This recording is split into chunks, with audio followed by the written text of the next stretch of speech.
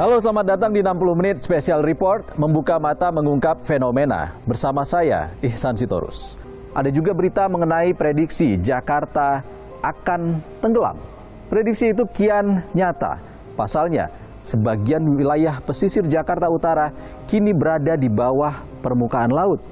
Tanggul raksasa pun tengah dibangun. Apakah itu jadi solusi? Temukan jawabannya di 60 Menit Special Report, membuka mata mengungkap fenomena.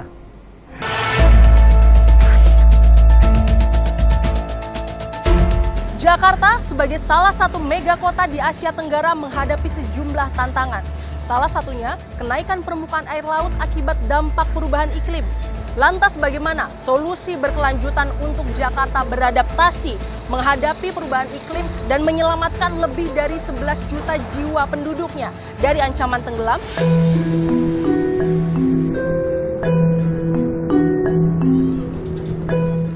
Belasan tahun hidup dan mengais rejeki di Muara Angke, Nur Hayatun dan keluarga sudah terbiasa dengan banjir.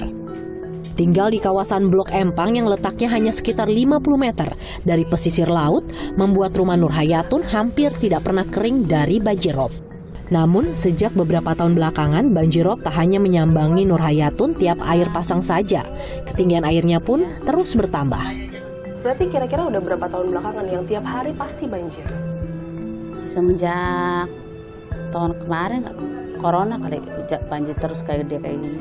Sebulan 3 kali, kadang 2 kali. Kalau sekarang setiap hari banjir. Kadang pagi-pagi saya udah bangun, udah sejebur air. Nur Hayatun menyambung hidup sebagai pengupas kerang, sementara sang suami bekerja sebagai buruh penjual ikan sejak tahun 2007. Mencari tempat tinggal bebas banjir bukan pilihan dengan pemasukan mereka yang seadanya. Perempuan yang biasa disapa Atun ini telah 2 kali berupaya meninggikan posisi rumahnya dengan menimbun puing dan tanah. Tapi banjirop tetap tak terbendung. Banjirop semakin melanda, bahkan semakin tinggi 3 tahun belakangan. Gimana caranya Ibu untuk tinggal di antara genangan air ini tiap hari loh, Bu? Ya namanya kita nyari nafkah di sini ya, betah di sini ya. Gimana lagi ya? Mau nggak mau harus.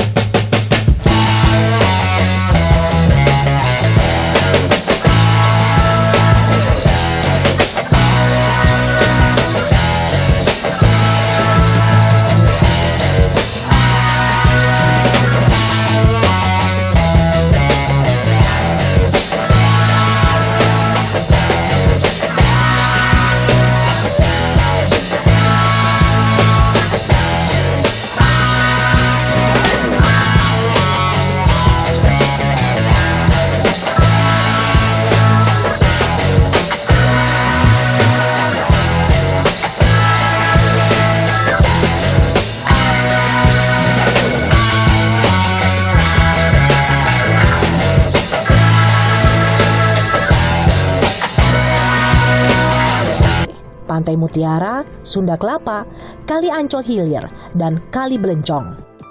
Berkejaran dengan waktu, proyek ini tengah dikebut untuk mencapai panjang 37 km. Tapi apakah langkah ini menjadi solusi yang tepat dan berkelanjutan di masa depan? Saya pun menemui Sekretaris Dinas Sumber Daya Air DKI Jakarta, Dudi Gardesi, untuk menggali sejauh mana pembangunan tanggul senilai 1,3 triliun itu.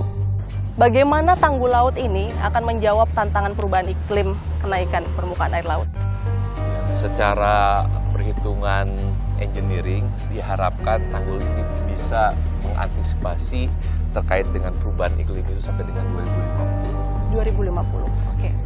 Bertahannya ya Pak ya? Ya, diharapkan dengan adanya penurunan tanah, adanya kenaikan muka air laut, adanya banjir dari hulu, gitu. Diharapkan tanggul ini bisa bertahan sampai 2050. Saat ini, tanggul laut NCICD telah terbangun sepanjang 17,1 km dari total target 37,4 km.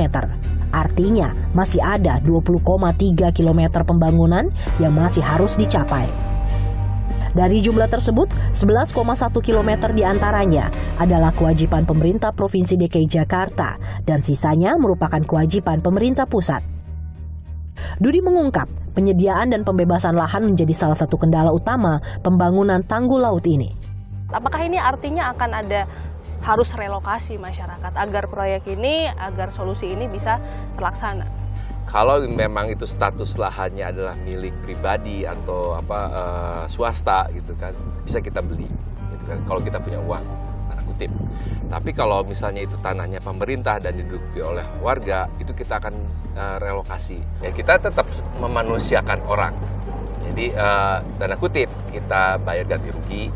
Kalau misalnya tanah negara kita realokasikan gitu kan. Kalau misalnya itu dari tanah swasta misalnya, itu kita lihat ada nggak kewajiban dia, ya, bisa kita switch kewajiban dia menjadi bikin tanggul.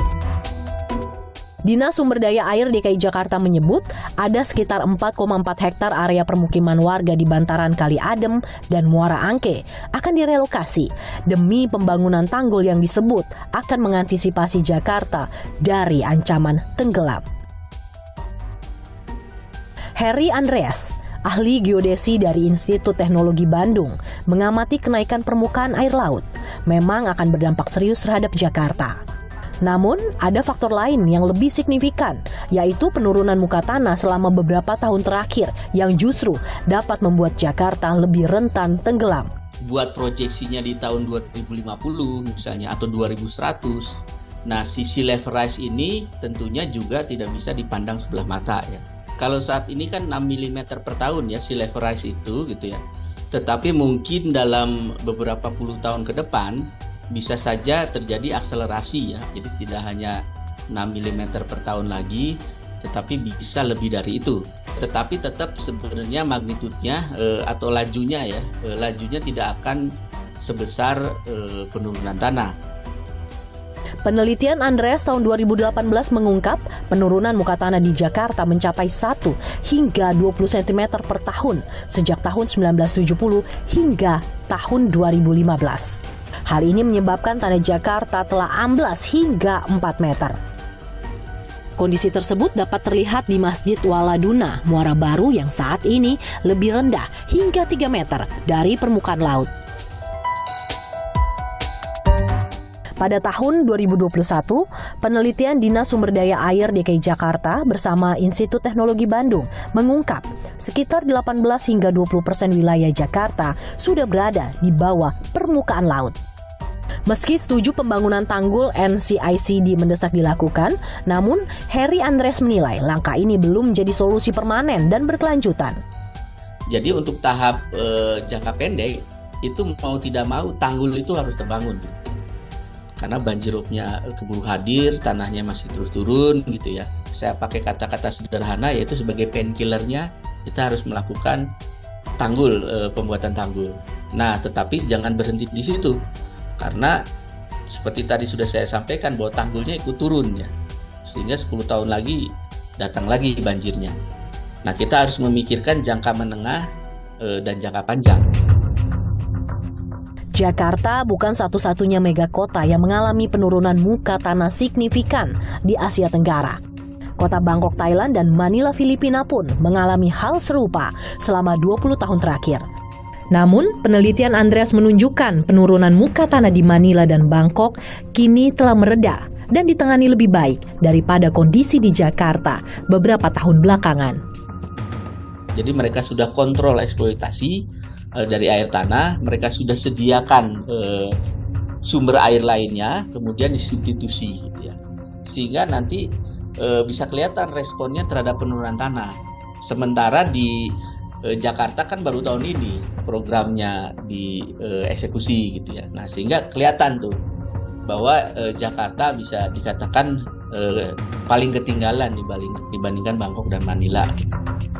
Koalisi Rakyat untuk Hak Atas Air atau KRUHA adalah salah satu organisasi non-pemerintah yang gencar menyuarakan dampak eksploitasi air tanah yang menjadi faktor utama penurunan muka tanah di Jakarta. KRUHA menyatakan pipanisasi oleh pemerintah adalah kunci untuk menghentikan eksploitasi air tanah sekaligus solusi berkelanjutan menghadapi ancaman Jakarta tenggelam.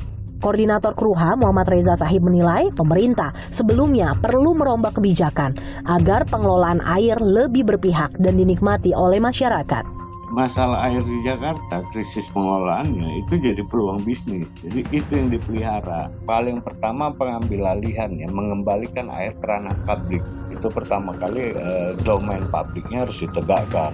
Aspek-aspek komersialnya itu harus dihilangkan karena sambil cari untung lewat problem air sambil melayani publik itu secara teoritis itu sudah terbantahkan gitu loh, tidak mungkin bisa digabungkan. Selama 25 tahun belakangan, perusahaan air minum menyerahkan pengelolaan air bersih di Jakarta kepada operator swasta, yakni Palijah dan Aetra. Kemitraan tersebut akan berakhir Januari 2023 dan pengelolaan air bersih diambil alih kembali oleh perusahaan air minum Pamjaya. Saya menemui Direktur Pamjaya, Arif Nasruddin, untuk mengetahui bagaimana strategi pengelolaan sekaligus komitmen memenuhi air bersih masyarakat.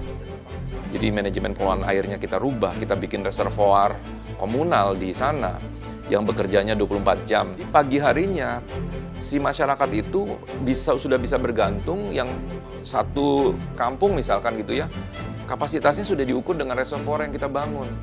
Jadi mereka akan kemudian tetap bisa menggunakan air pipa tetapi dengan pola reservoir komunal. Sehingga dia tidak bekerja barengan di pipa besar, pipa utama, dan mengadakan semuanya dari pipa. Kalau nggak pola buffer stock begini, rasanya nggak mungkin Jakarta saat ini bisa diselesaikan.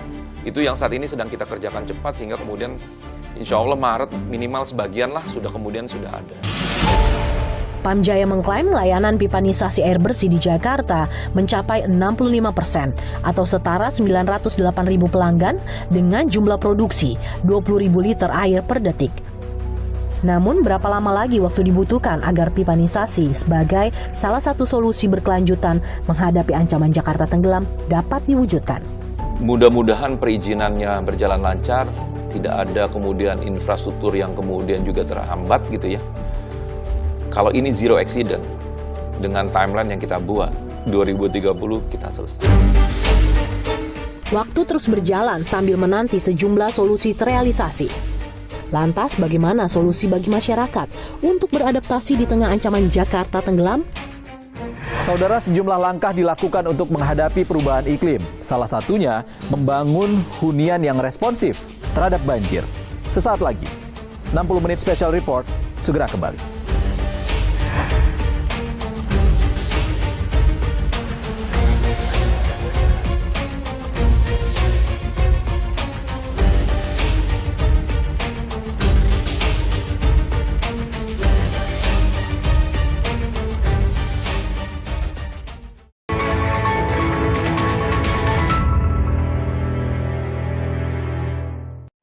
Masih bersama 60 menit special report membuka mata, mengungkap fenomena. Saudara, perubahan iklim, eksploitasi air tanah, hingga minimnya resapan air akibat tata kota yang buruk menjadi penyebab Jakarta rentan banjir. Sejumlah proyek mencegah banjir pun dibuat. Namun, banjir masih meluap. Saudara, sejumlah langkah adaptasi pun menjadi solusi. Salah satunya pembangunan pemukiman yang responsif terhadap perubahan iklim. Bagaimana konsep hunian itu? Berikut penelusurannya. Hujan deras yang mengguyur wilayah Jakarta di awal tahun 2023 hingga banjir hingga mencapai 50 cm membuat aktivitas warga terganggu. Prediksi cuaca ekstrim yang melanda Indonesia juga diperkirakan terjadi di DKI Jakarta. Tembok MTS 19 ini roboh, 3 di antaranya meninggal dunia. Cuaca ekstrim dan hujan deras hingga menyebabkan banjir kerap melanda Indonesia, termasuk Jakarta. Selain dipicu siklus tahunan, pemanasan global akibat perubahan iklim menjadi salah satu penyebabnya. Intensitas hujan ekstrim yang memicu banjir Jakarta itu semakin meningkat curahnya. Artinya secara lokal suhu permukaan udara di Jakarta ini peningkatannya jauh lebih tajam dan lebih cepat dibandingkan suhu permukaan global, sehingga ini mempengaruhi juga kondisi atmosfer di Jakarta. Kenapa? Karena itu berkaitan juga dengan faktor perubahan lingkungan di perkotaan, yaitu urbanisasi yang meningkat dan juga perubahan tata guna lahan perkotaan. Kondisi ini menempatkan Jakarta semakin rentan terhadap bencana banjir. Demi bertahan di tengah dampak perubahan iklim, Pemprov DKI Jakarta kini membangun hunian bagi masyarakat yang responsif terhadap perubahan iklim. Salah satunya kampung susun produktif dan tumbuh di kawasan Cakung, Jakarta Timur. Pertengahan 2016 lalu, warga di kawasan Bukit Duri tergusur proyek normalisasi Sungai Ciliwung sebagai salah satu upaya penanganan banjir. Pasca kehilangan tempat tinggal, warga eks Bukit Duri terus berjuang demi mendapatkan hunian lebih layak dan terbebas dari banjir. Akhirnya perjuangan mereka berbuah hasil. Sejak Agustus tahun lalu, Kampung Susun Cakung resmi dapat dihuni untuk 71 keluarga eks Bukit Duri. Kampung Susun Cakung dilengkapi area retensi dan detensi sebagai bagian dari pengendalian banjir. Area ini berfungsi sebagai optimalisasi pemanfaatan air hujan. Saya pun mendatangi Kampung Susun Produktif Tumbuh Cakung dan bertemu dengan sang arsitek, Yusing. Yusing menjelaskan desain Kampung Susun dibuat sengaja menyerupai bangunan panggung agar hunian warga tak terdampak banjir. Jadi lantai dasarnya itu semeter lebih, tapi bahkan sampai ke belakang tanahnya itu lebih rendah, lebih dari 2 meter dibanding lantai dasar. Sehingga ketika banjir, air itu biarin aja masuk ke lahan-lahan di sekitar bangunan, bahkan sampai bisa ke kolong bangunan sebetulnya nantinya. Betul, di bagian panggung. Sama yang turunan itu juga? Ya, itu semua kan level dasar, tanah asli ya. Level lantai dasarnya kan di atas itu. Jadi kalau banjir, fungsi lahan ini tetap untuk menampung air. Sementara fungsi bangunannya aman, dia nggak kena banjir gitu. Kenapa nggak ditinggikan? Karena kan biasanya bangunan-bangunan tuh Tanahnya diuruk. Dulu. Kalau tanahnya diuruk, maka ketika hujan, airnya itu dikirim keluar. Supaya tanahnya tidak kebanjiran. Itu yang menjadi beban air bagi lingkungan, sehingga saluran nanti lama-lama penuh, banjir, dan sebagainya. Yusing memprediksi Kampung Susun Cakung dapat bertahan dari ketinggian banjir hingga 1,5 meter. Mas, area ini seberapa ampuh nanti akan bisa mengatasi atau beradaptasi terhadap banjir ekstrim di masa depan? Ya, kalau sampai banjir level 1 meter ya, itu masih aman. Karena bangunan sekitar 125, 150 di atas dari level jalan ya. Jadi masih aman. Yusing merancang Kampung Susun Cakung ini dengan konsep hemat energi dengan memaksimalkan cahaya matahari dan sirkulasi udara. Bangunan ini kita hindari menggunakan AC, sebisa mungkin secara alami angin bisa mengalir, listrik dikurangi dengan adanya koridor tepi bukan koridor tengah ya, sehingga cahaya matahari bukan hanya masuk ke dalam setiap ruang di dalam rumah, tapi juga ke dalam setiap koridor yang ada di bangunan ini sepanjang terang, tidak perlu menggunakan listrik gitu ya. Dan yang paling berpengaruh ventilasi tentunya ya. Strategi-strategi itu secara desain pasif kita sebutnya, itu bisa menghemat energi cukup banyak dan itu merespon perubahan iklim. Dalam perjalanan membangun Kampung Susun Cakung, warga eks Bukit Duri turut terlibat merumuskan desainnya. Salah satunya Abdul Muiz yang aktif mengakomodir aspirasi warga dalam konsep hunian baru mereka. Mas, apa aspek paling penting yang diusulkan warga pada saat mendesain Kampung Susun ini? Yang paling penting adalah bukan hanya tempat tinggal, tapi juga untuk usaha. Jadi ada ruang yang warga usulkan bisa jadi bagian dari usaha ekonomi mereka nanti. Terrealisasi nggak sekarang? Terrealisasi, artinya di bawah itu ada UMKM yang basement paling bawah tuh lantai dasar kita sebutnya. Terus di hunian mereka yang mereka tinggali itu di sampingnya itu ada ruang yang untuk disediakan untuk usaha.